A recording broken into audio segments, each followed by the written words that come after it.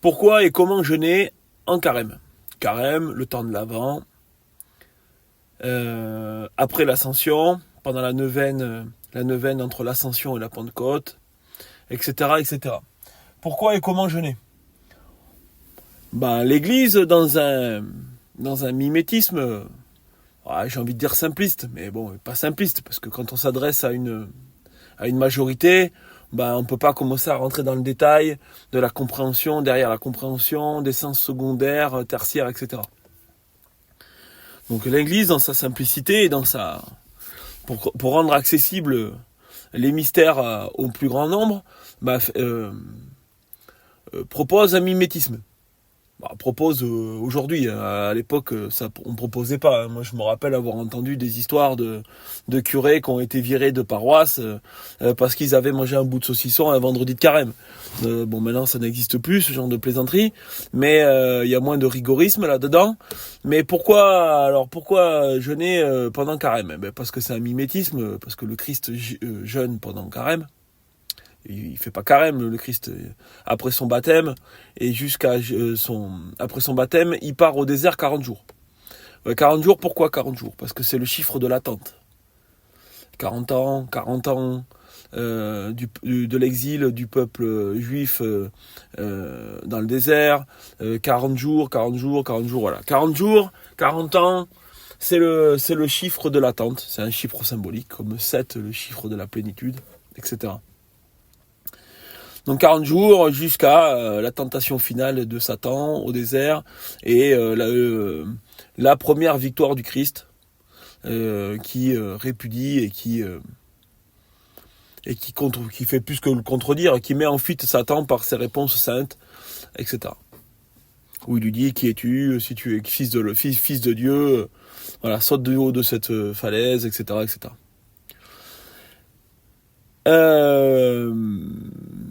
Pourquoi jeûner? Jeûner parce que c'est un mimétisme, d'accord. Jeûner parce que dans toutes les religions, dans toutes les cultures, dans toutes les civilisations, on jeûne. Ok, très bien. Si tout le monde le fait, je vais le faire. Bon, d'accord. Si tout le monde se fait vacciner, je vais me faire vacciner. Ah non, raté, ça marche pas. Donc pourquoi ça marche? Pourquoi ça marche de jeûner? Parce que c'est une purification du corps, c'est une purification de l'âme, c'est une purification de l'esprit. On enlève le superflu et on se concentre sur le nécessaire. On enlève ce qui nous gêne, c'est un jeu de mots, pour se concentrer sur le nécessaire. Par exemple, on peut jeûner de téléphone portable parce qu'on se rend compte que, à un moment donné, on devient accro à ça va pas. On va supprimer les sucreries, on va supprimer le pain le soir, on va peut-être manger plus léger le midi, ou voire supprimer le repas du midi en mettant juste une petite gamelle mais frugale, etc., etc. C'est un jeûne. C'est un jeûne parce qu'on se prive. Un jeûne au sens étymologique, c'est on se prive de quelque chose. Si la seule mesure d'aimer, c'est quelque chose que je redis beaucoup ça dans mes podcasts, la seule mesure d'aimer, c'est d'aimer sans mesure, parce qu'il n'y a pas meilleure et plus courte définition de l'amour. Aujourd'hui, l'amour, on ne sait même plus ce que ça veut dire. Mais hier aussi, on ne savait pas ce que ça voulait dire. La preuve, il n'y aurait pas eu besoin des prophètes et de la révélation pour si on savait ce que ça voulait dire. Jeûner, la seule mesure d'aimer, c'est d'aimer sans mesure. Donc, plus on en met, plus c'est bien. Ouais, mais d'accord, mais après on peut tomber dans le rigorisme. Donc après on tombe dans le il faut. Il doit, pour que le jeûne soit valide, il faut. Ouais, mais sauf que nous, on n'est pas la religion des religions légalistes. On n'est pas musulman ou juif ou autre chose, on est catholique. Et catholique, ça veut dire universel. Et la seule religion qu'on a, nous, c'est l'amour. L'amour, il n'y a pas de règle, il n'y a pas de contrainte. Enfin, il n'y a pas de règle, il n'y a pas de contrainte. Il y en a encore plus, au contraire. Mais pour mesurer et atteindre cette compréhension, il faut le pratiquer. Et quand il n'y a pas de règles, ça demande du pardon, de l'indulgence, etc., etc., etc. Bien sûr, les règles du décalogue s'appliquent, et les règles de société s'appliquent, c'est pas le sujet. Ça ne va pas dire qu'il n'y a pas de règles. Donc évidemment, vous pouvez commencer à appréhender des pratiques différentes. Par exemple, de naturopathie, ou de développement personnel, ou etc. Des choses qui parlent de jeûne intermittent. Voilà, on mange à 16h, à partir de 16h. À partir de 16h, on se réhydrate. Avant 16h, on fait un jeûne sec. Voilà, un jeûne intermittent mixte. Avant 16 heures, on fait un jeûne sec, sans manger, sans boire. À 16 heures, on se réhydrate. À 18 heures, on fait une petite collation frugale. Et hop, quand le soleil se couche, c'est fini.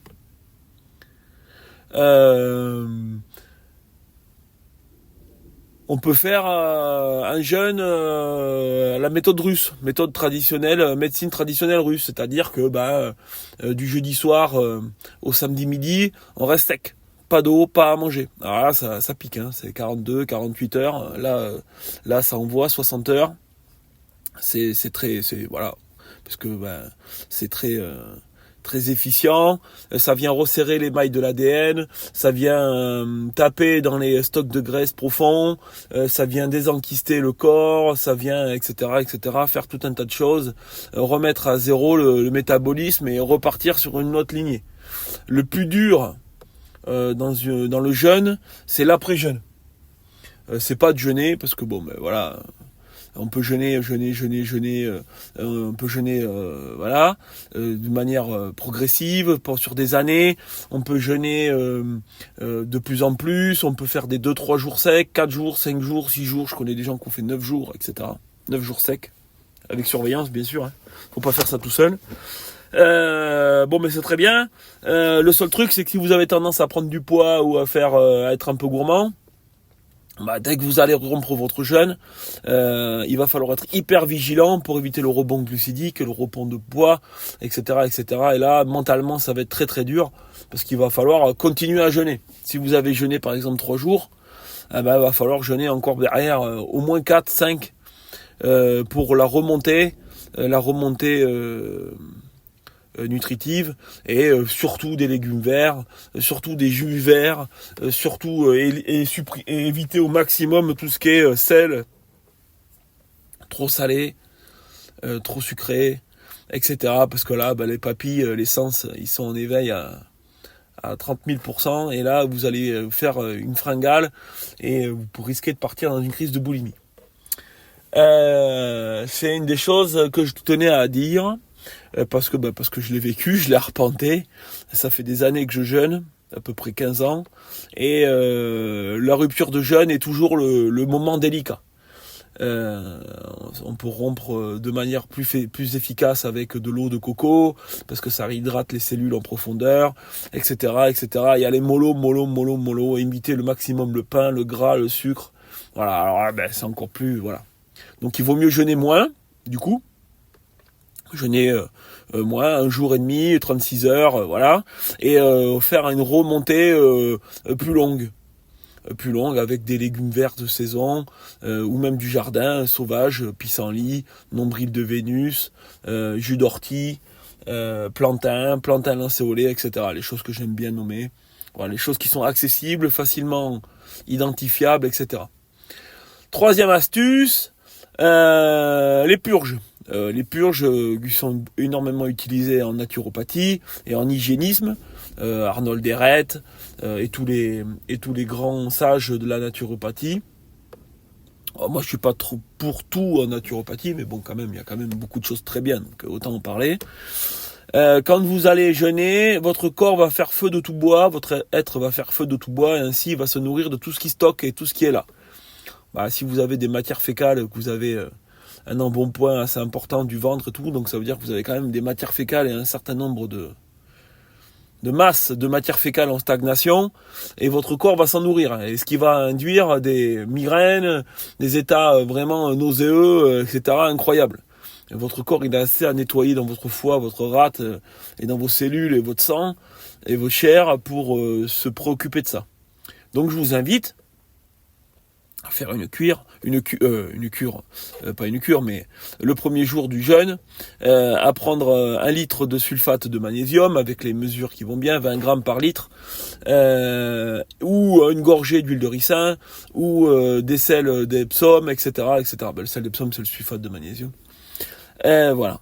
Pourquoi ? Pour vider, pour vidanger, et pour permettre au ventre d'être en paix et de se concentrer sur le jeûne. Ne restez pas inactif aussi, bougez, parce que rester inactif, ça sert à rien.